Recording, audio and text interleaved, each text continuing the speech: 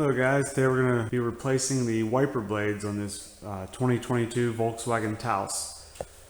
So first of all, this is an 18-inch blade on this side, and we have a larger 26-inch blade.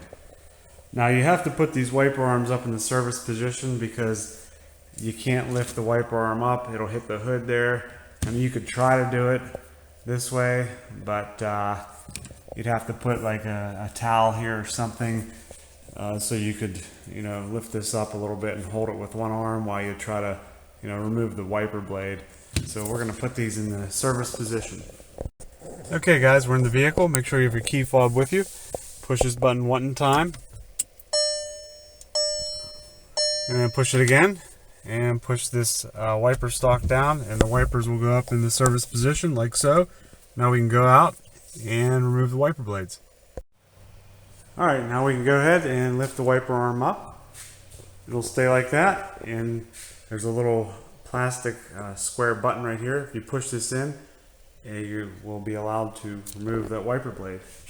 Just simply push this in and lift the blade up towards the sky, and now your wiper blade is off. And then take your new wiper blade and push it down into position. And then you can fold the wiper blade back down on the windshield like so. That is it. You can do the same thing to this side. Flip it up. The same exact thing.